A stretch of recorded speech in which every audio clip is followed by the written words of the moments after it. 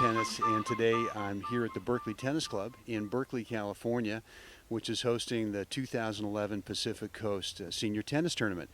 And helping us out today is one of my longtime friends, former BTC member and a former Berkeley... I'm still a member, Brent. Did I say former member? Yeah, they haven't suspended my... That's right. I meant current BTC member, former BTC president. Like yourself? Like myself. A frequent doubles partner, and a guy who's really got just a great storied history of competitive tennis, starting off as a national junior top player in the U.S., followed up by 4 great years at UCLA, and then a outstanding senior tennis career, which culminated somewhat recently in the 50s Indoor Singles Championship. The great Steve Cornell. Thanks, Brent. Welcome to be here with you. It's a pleasure to be at our club, isn't it? It's really an honor and treat to be able to be here for the tournament and bring some matches. And, you know, today I think this first match we've got is really a great story. We've got the current 55s Indoor Singles champion, Jeff Martinez, who's playing Berkeley Tennis Club member Wendell Pierce. And Wendell, you know, if you're in the know, Wendell has won several national singles titles, played on, you know, a few of these cup teams. Exactly. And I'd say 3 or 4 years ago came down with a wrist injury to his racket hand, which really forced him to stop playing tennis. And Wendell said, well, rather than going the surgery route, I'm going to go ahead and start learning how to play left-handed. Right, exactly. And so, you know, here's a guy who mentally, he understands how to play, he understands how to compete, he understands the strategies, but he's got to figure out, how do I relearn this from literally a pure beginner on the left side?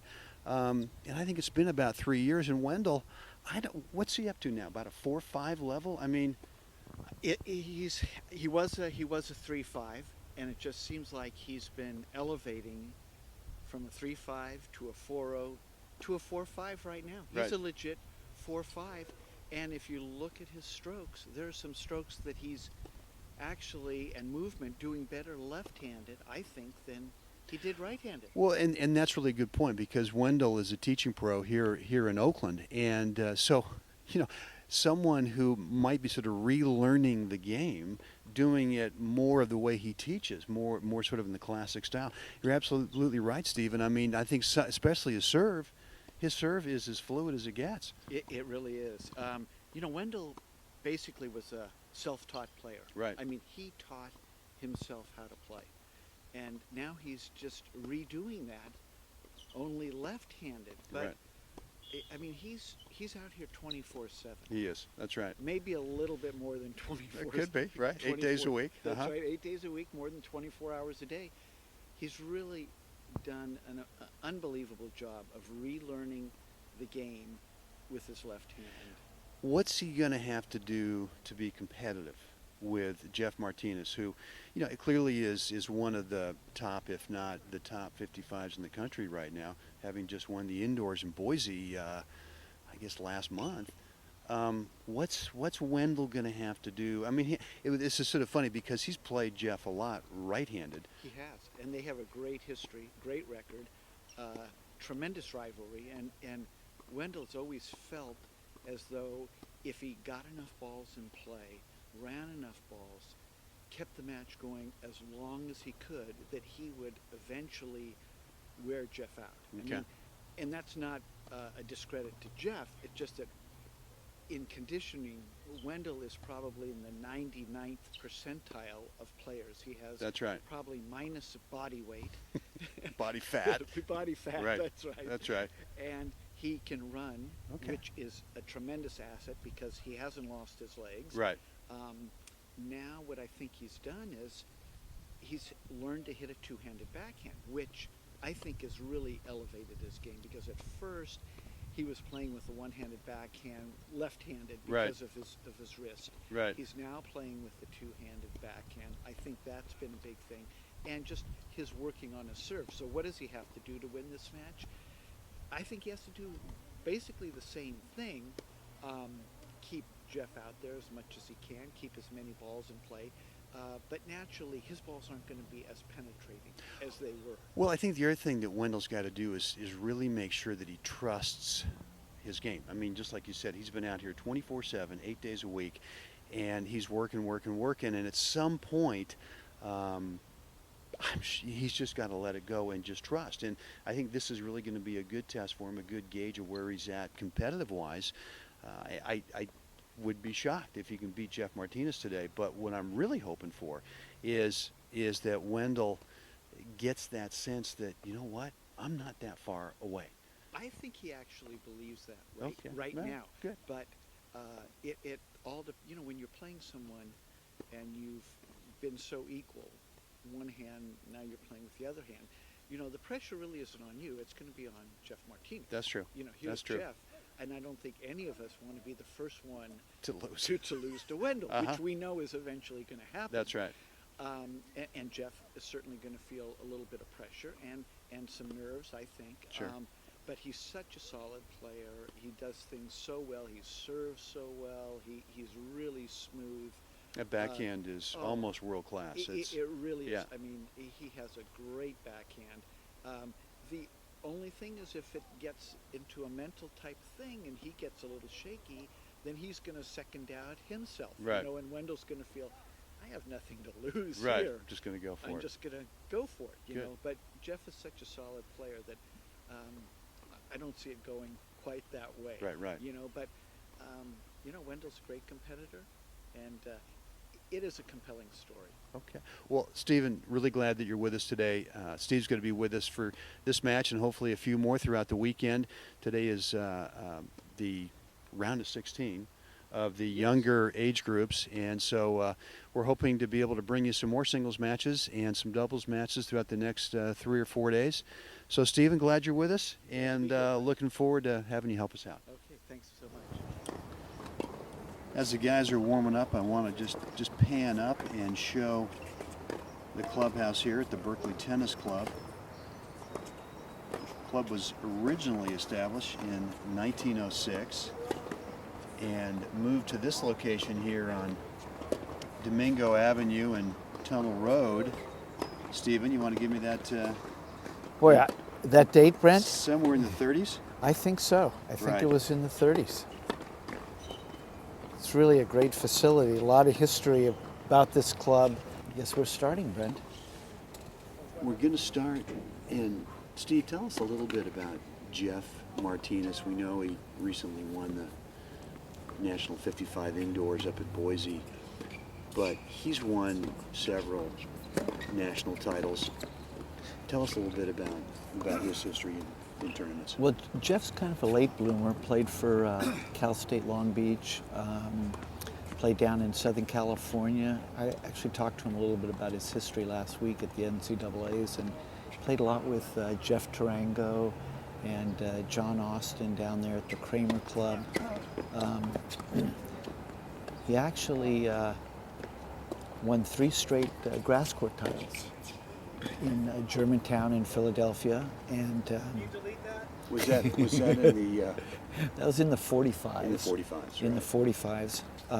Got a little injured in the 50s, and in fact, he laid off, hurt himself on grass, had a minor ACL. What he said was a minor ACL tear, if you can Didn't know believe there was that. such a thing. I thought ACL was major.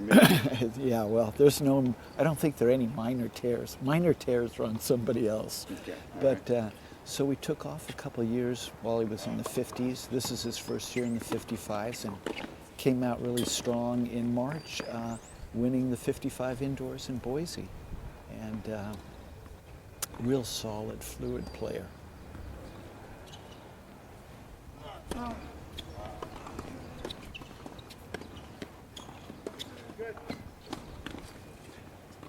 It's an impressive two-handed backhand pass by Wendell, and the thing I like about that is he really steps up to that approach shot. He doesn't stand there and kind of wait for it to come to him. He really takes it early, and by taking it that early, you've got a bigger court to hit into for your pass. Well, you do, and I think that's the biggest improvement in Wendell's game is that two-handed backhand, and just having the confidence of taking it early and not letting the guy coming in have that position at the net.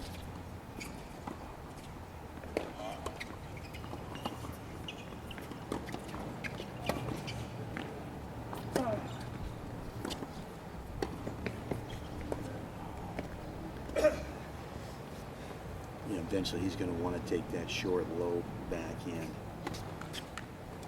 one-handed continental grip slice. Because if he's going to have to reach for that with a two-hander, that's really a tough shot to have to play there in that situation. He's going to really have to move up either a lot quicker or, as you said, play a one-handed, maybe even a touch shot.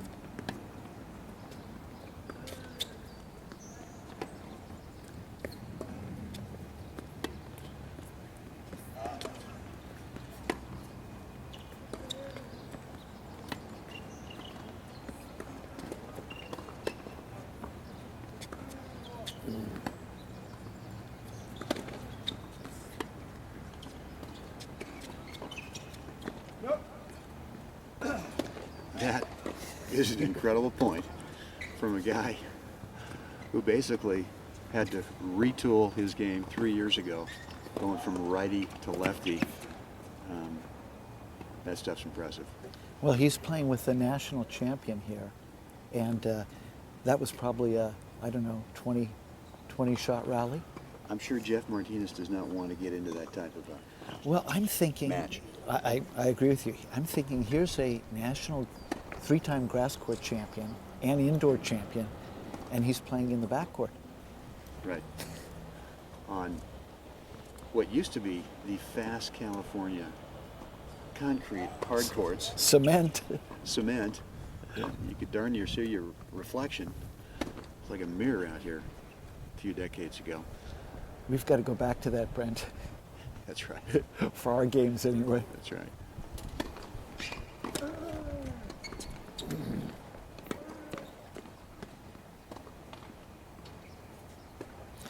He still picks up the ball with the right hand, huh? That's right. So one thing he hasn't developed is how to do the quick little bounce tap pickup with the left hand.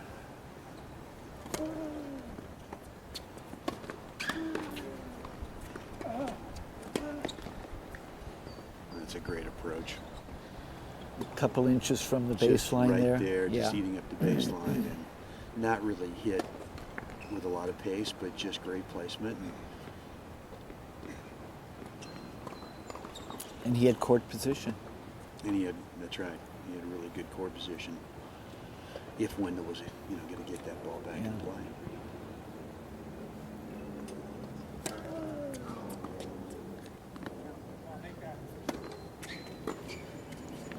So do you think we see a little adjustment here, Brent, with Jeff Martinez trying to get in a little bit?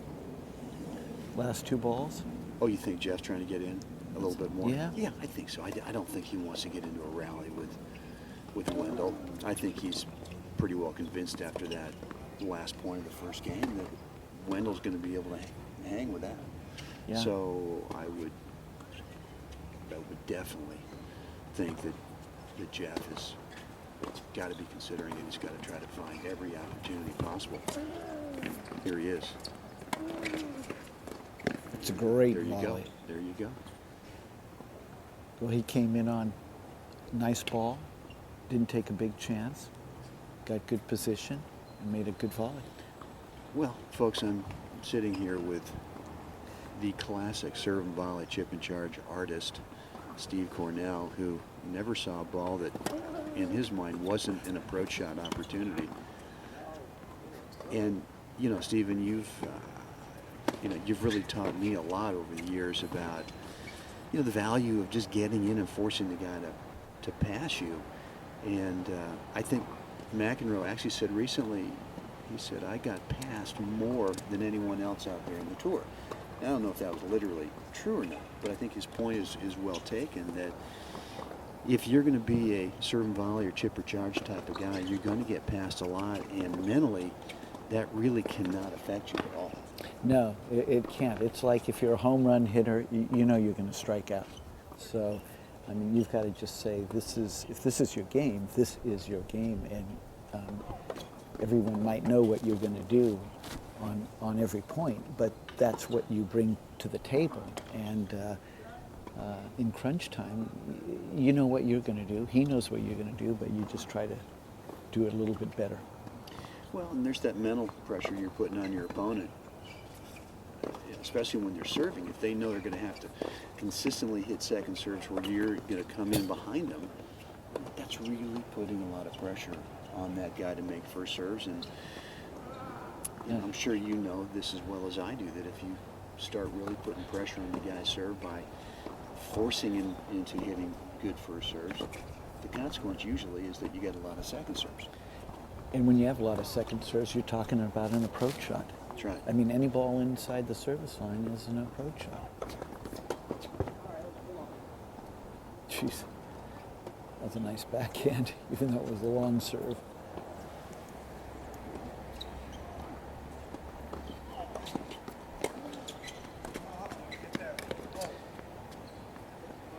It was a nice serve, and that return dipped, and Jeff just didn't quite move it up to it well enough.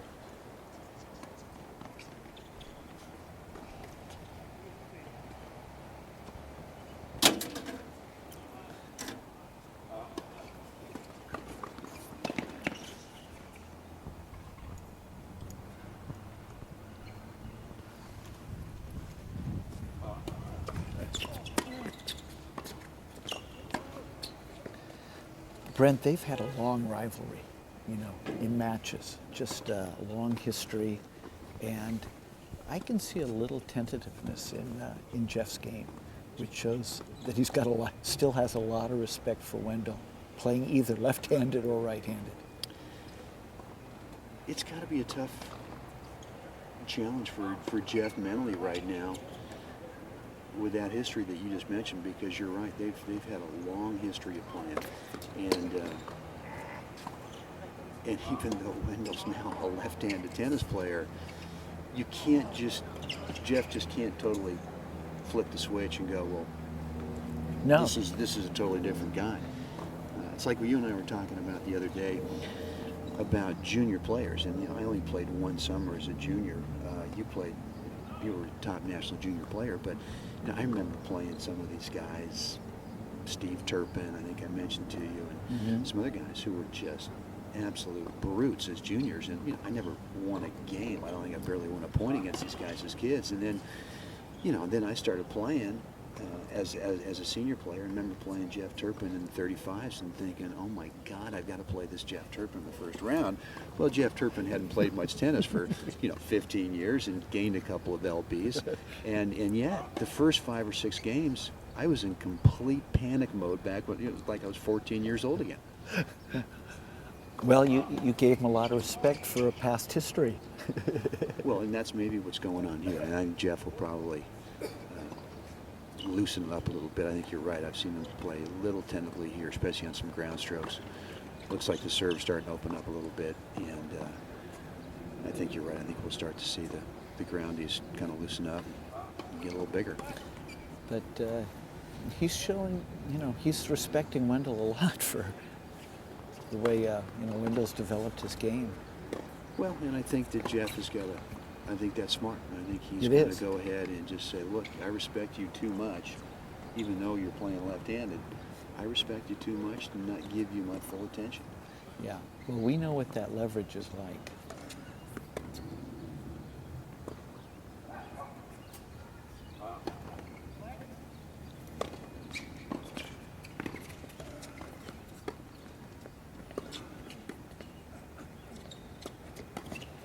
It's a good shot. I mean, the balance is really fine, and it can flip any time. So he wants to keep that pressure on Wendell.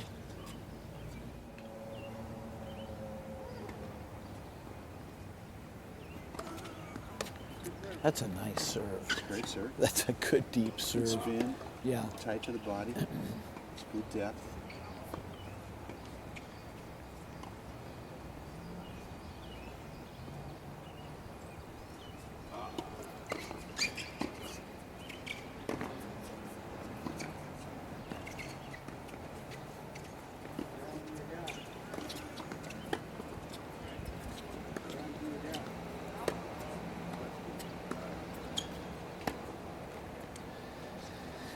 Well, that illustrated the tentativeness. I just think that's the kind of point he doesn't want to get involved in. You're exactly right. I think he's looking for any opportunity to get up to net, and especially probably to Wendell's backhand side. Something short. And I think one of the things that a lot of players who are working on their game don't practice enough, Stephen, is a shorter approach, a shorter volley, something that forces the opponent on their passing shot to have to really step up inside the baseline, down low. Geometry's not great. I think too often what we think about with our approach shots, everything's got to be deep, tight to the corner.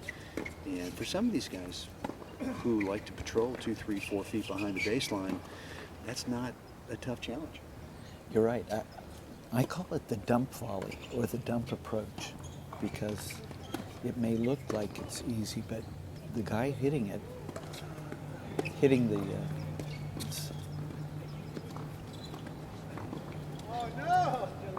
has to come up with a shot.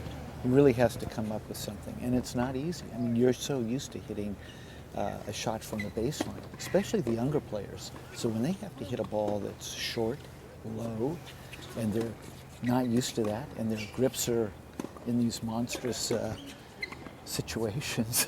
Well, I think even with senior players who have got all the grips, most senior players have got some comfort with the continental grip, that even with that, I just think that it's such a tough geometric place to have to pass from when you've got the net higher and you've got to get the ball up and down in a much shorter court line. Yeah.